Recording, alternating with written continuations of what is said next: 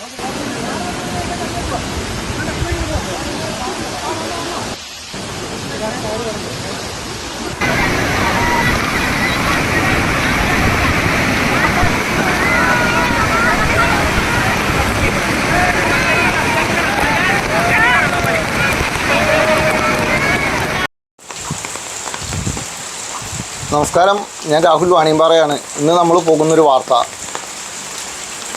കാടുകളിലേക്കും അതുപോലെ തന്നെ പുഴയോരങ്ങളിലേക്കും പോകുന്ന ആളുകൾക്ക് വേണ്ടിയിട്ടുള്ളതാണ്. അതായത് ഈ മേഖലയുമായി ബന്ധപ്പെടാത്ത, ഈ സാഹചര്യവുമായിട്ട് പൊരുത്തപ്പെട്ടു പോകാത്തവരും അതുപോലെ ഒരു പുതുമ കാഴ്ചയിലായിട്ട് വരുന്നവർക്ക് വേണ്ടിയിട്ടാണ് നമ്മൾ ഇന്നത്തെ വീഡിയോ ചെയ്യുന്നത്. വർഷം അങ്ങനെ വളരെ വലിയ തോതിൽ വന്നുകൊണ്ടിരിക്കുകയാണ്. കനത്ത മഴ അതുപോലെ തന്നെ കാറ്റ് എല്ലാം മുന്നറിയിപ്പുകളെല്ലാം തന്നെ നമുക്ക് നൽകിയിട്ടുണ്ട്. നമുക്കൊന്ന് സൂചിപ്പിക്കാനുള്ളത്, നമ്മുടെ ചാനലിൽ സൂചിപ്പിക്കുന്നത്, ഇന്നലെ ഒരു സംഭവം ഉണ്ടായി.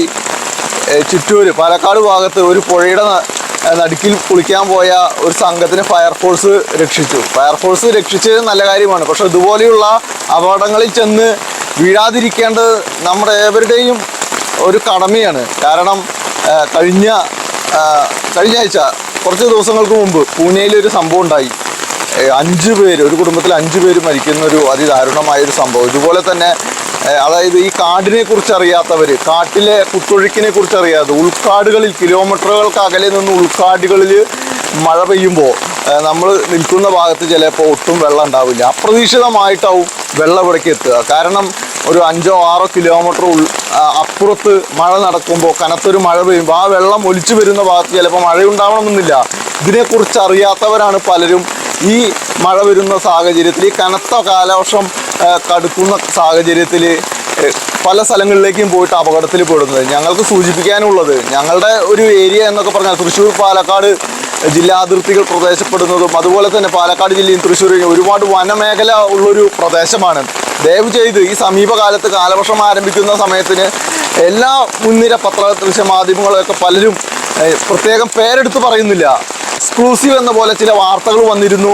ഇന്ന സ്ഥലത്ത് ഇന്ന വെള്ളച്ചാട്ടം, ഇന്ന കാട് എന്നൊക്കെ പറഞ്ഞ് കാണിച്ചുകൊണ്ടിരുന്നു.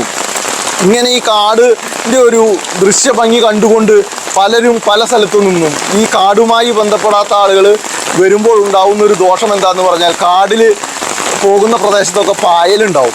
അപ്പോൾ അതിൽ നടക്കാൻ അറിയാത്ത ഒരു വഴിക്ക് വീഴാനുള്ള സാധ്യതയുണ്ട്. അതുപോലെ തന്നെ ഉൾക്കാട്ടിൽ നേരത്തെ സൂചിപ്പിച്ച പോലെ കുത്തൊഴുകി വരുന്ന വെള്ളത്തിന് അതിജീവിക്കാൻ കഴിയാത്തവരുണ്ടാവും.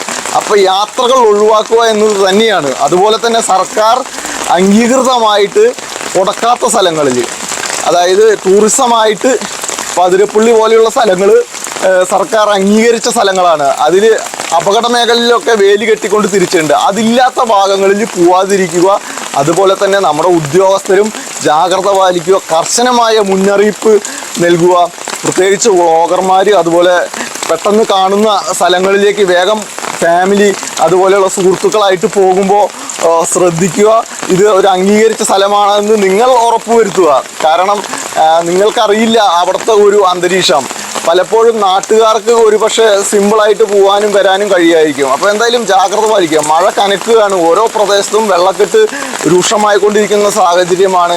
ഇതൊരു ഇൻഫർമേഷനായിട്ട് എടുത്തുകൊണ്ട് നിങ്ങൾ ഉൾക്കൊള്ളുക. അതുപോലെ നിങ്ങളുടെ മക്കളാണെങ്കിലും ഇതുപോലെയുള്ള ട്രിപ്പുകൾ പോകുമ്പോൾ സൂക്ഷിച്ച് പോകാൻ പറയുക. കഴിവതും യാത്ര ഒഴിവാക്കുക. ഇനിയൊരു അപകടം നമ്മളുടെ ഉദ്യോഗസ്ഥരൊക്കെ ജാഗരൂകരായിക്കൊണ്ട് ഉണ്ട്. അതായത് ഫയർഫോഴ്സ് ഉദ്യോഗസ്ഥരൊക്കെ ഇന്നലെ നമ്മൾ കണ്ടു, വളരെ ബുദ്ധിമുട്ടിയിട്ടാണ്, അതായത് സ്വന്തം ജീവൻ പണയം വെച്ചുകൊണ്ടാണ് രക്ഷിച്ചു കൊണ്ടുവന്നത്. അതിനൊന്നും സാഹചര്യം ഒരുക്കാതെ സൂക്ഷിക്കേണ്ടത് നമ്മളുടെ കടമയാണ്. മാക്സിമം ഈ വാർത്ത ഷെയർ ചെയ്യുക. അതിനോടൊപ്പം തന്നെ നിങ്ങളുടെ സുഹൃത്തുക്കൾക്ക് അയച്ചു കൊടുക്കുന്നതിനോടൊപ്പം തന്നെ നിങ്ങൾക്ക് പരിചയമുള്ളവർ ഇതുപോലെയൊക്കെയുള്ള അപകടം പിടിച്ച യാത്രയിലേക്ക് പോകുമ്പോൾ അത് തടയാൻ ശ്രമിക്കുക. അപ്പോൾ നമ്മളെ സപ്പോർട്ട് ചെയ്യുന്ന എല്ലാവർക്കും നന്ദി, നമസ്കാരം. നമ്മുടെ ചാനൽ ഇതുവരെ സബ്സ്ക്രൈബ് ചെയ്തിട്ടുണ്ടെങ്കിൽ സബ്സ്ക്രൈബ് ചെയ്യുക. ഇതുപോലുള്ള ഇൻഫർമേഷനുമായിട്ട് നിങ്ങൾക്ക് മുന്നിൽ ഇനിയും എത്തും. എല്ലാവർക്കും ഒരിക്കൽ കൂടി നന്ദി, നമസ്കാരം.